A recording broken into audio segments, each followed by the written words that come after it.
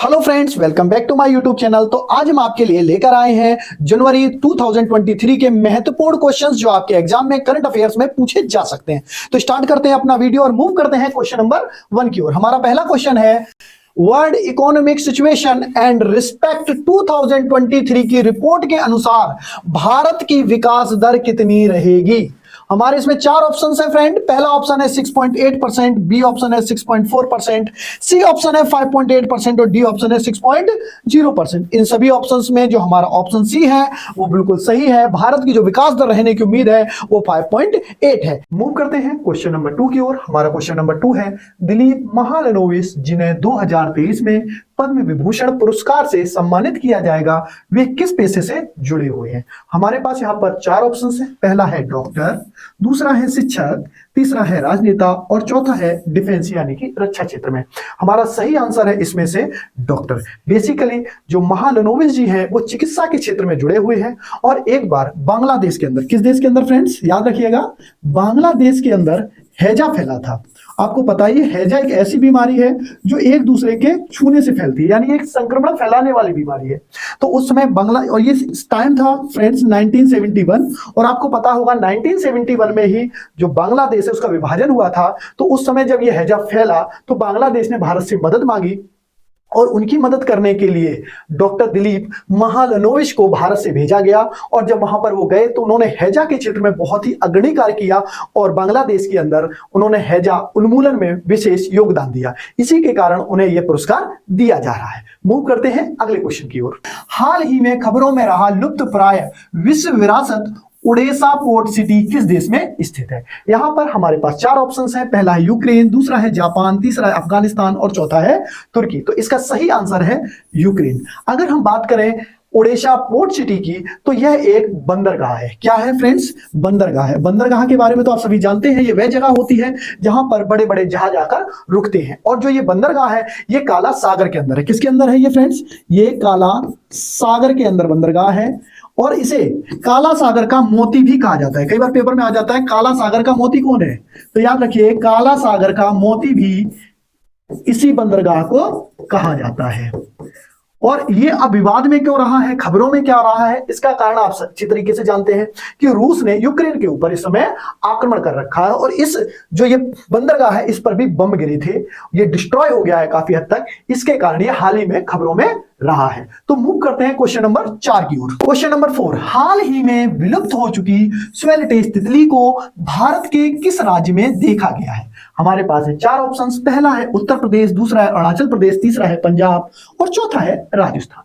तो इन सभी ऑप्शंस में से जो हमारा ऑप्शन बी है अरुणाचल प्रदेश में बिल्कुल सही है। अरुणाचल प्रदेश के अंदर ही जो स्वेलेटेस तितली है इसका एक कैटरपिलर मिला है। क्या मिला है फ्रेंड्स?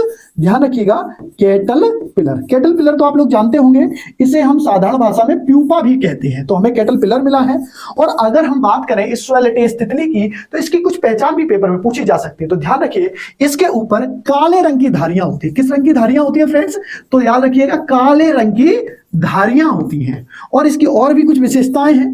काले रंग की धारियों के अलावा इसके ऊपर डॉट्स होते हैं। और किस कलर के डॉट्स होते हैं? नीले कलर के डॉट्स होते हैं। और डॉट्स आप जानते हैं किसे कहते हैं? धब्बे, जिसे हम नॉर्मल भाषा में धब्बे बोल देते हैं। तो नीले कलर के धब्बे होते हैं। इसके अलावा इनके 2 सींग भी होते हैं और इन सींगों का होता है कलर नारंगी। तो ध्यान रखना, नारंगी रंग का सींग किसके प्यूपा में होता है? तो आप आंसर में देंगे स्वेलेटेस तितली के नारंगी रंग का क्या होता है? सींग होते हैं, सींग।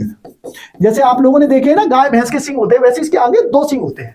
मूव करते हैं अगले क्वेश्चन की ओर। क्वेश्चन नंबर 5, हाल ही में लॉन्च हुई भारत की पहली इंट्रानेजल कोविड-19 वैक्सीन का नाम क्या है।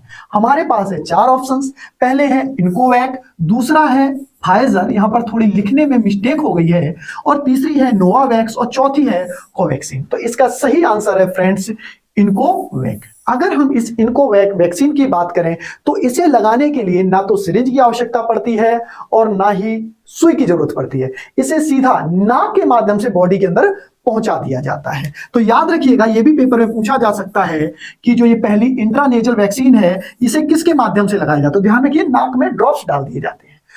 इसके अलावा इस वैक्सीन को स्टोर करना बहुत ज्यादा आसान है। इसे 2 से लेकर 8 दिन तक आसानी से स्टोर किया जा सकता है।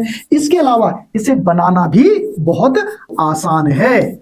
और अब बात आ गई बनाने की, तो इसे किसने बनाया, यह पेपर में भी पूछा जा सकता है। तो याद रखिए, भारत बायोटेक, किसने, भारत बायोटेक और वॉशिंगटन की एक यूनिवर्सिटी है, वॉशिंगटन यूनिवर्सिटी, उसने मिलकर बनाया है। मूव करते हैं अगले क्वेश्चन की ओर। क्वेश्चन नंबर 6, हाल ही में मुगल गार्डन का नाम बदलकर क्या किया गया है। हमारे पास है 4 ऑप्शंस। पहला है सरस्वती गार्डन, दूसरा है अमृत उद्यान, तीसरा है अटल विहार, चौथा है पंडित दीनदयाल उपाध्याय उद्यान। तो बात की जाए इस मुगल गार्डन की, इसका नाम अभी हाल ही में बदलकर अमृत उद्यान कर दिया गया है। जिसका कारण यह है कि भारत में इस समय अमृत महोत्सव की तैयारियां चल रही हैं, इसी के मद्देनजर इसका नाम बदलकर अमृत उद्यान किया गया है। अगर बात करें ये मुगल गार्डन कितना पुराना है, तो फ्रेंड्स यह लगभग 106 वर्ष पुराना है। कितना पुराना है, याद रखिए 106 वर्ष पुराना है। और इस वर्ष इसे खोला जा रहा है और इसका समय रहेगा, ध्यान रखिएगा, 31 जनवरी से लेकर यह 30 मार्च तक खुला रहेगा। तो अगर आप जाना चाहते हैं 31 जनवरी से लेकर 30 मार्च के बीच में जा सकते हैं। अगला क्वेश्चन यह बनता है कि स्थित किस जगह पर, तो ध्यान रखिए दिल्ली में है। और दिल्ली में ये कहां पर है, तो दिल्ली में कुछ पहाड़ियां थी जिन्हें हम रायसीना की पहाड़ियां कहते हैं। कौन सी पहाड़ियां, याद रखिएगा, रायसीना की पहाड़ियां जो थी उन्हें काटकर इसे बनाया गया है। तो मूव करते हैं अगले क्वेश्चन की ओर। क्वेश्चन नंबर 7, गणतंत्र दिवस 2023 में किस राज्य की झांकी ने पुरस्कार जीता है। हमारे पास है 4 ऑप्शंस। पहला है उत्तर प्रदेश, दूसरा है गुजरात, तीसरा है हरियाणा, चौथा है उत्तराखंड। तो फ्रेंड्स इसका सही आंसर है उत्तराखंड। उत्तराखंड की जो झांकी थी उसके अंदर 2 चीजें थी। पहला था उसके अंदर वन्य जीव, क्या थे, वन्य जीव, और दूसरा था उसके अंदर धार्मिक स्थल।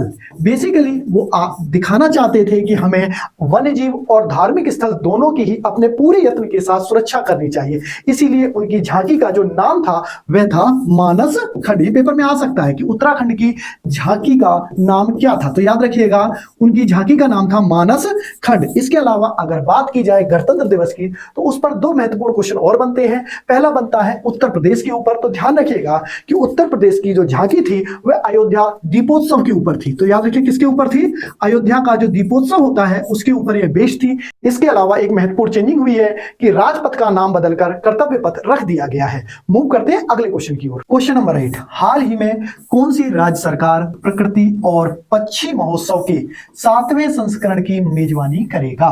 हमारे पास है 4 ऑप्शंस। पहला है उत्तर प्रदेश सरकार, दूसरा है गुजरात, तीसरा है महाराष्ट्र, चौथा है बिहार। तो इसका सही आंसर है उत्तर प्रदेश सरकार। अगर बात की जाए उत्तर प्रदेश की, तो पेपर में पूछा जा सकता है कि यहाँ के मुख्यमंत्री कौन है, तो आपको मालूम होना चाहिए हमेशा फेमस रहने वाले योगी आदित्यनाथ इसके मुख्यमंत्री हैं। और इसके अलावा अगर बात की जाए उत्तर प्रदेश की, तो वहां लोकसभा की सीटों की संख्या है कितनी, 80 है। और उत्तर प्रदेश ने अभी हाल ही में 24 जनवरी को, कब, याद रखिएगा 24 जनवरी को अपना 3रा स्थापना दिवस मनाया है। और उसे स्थापित हुए यानी उत्तर प्रदेश को बने 70 वर्ष पूरे हो चुके हैं।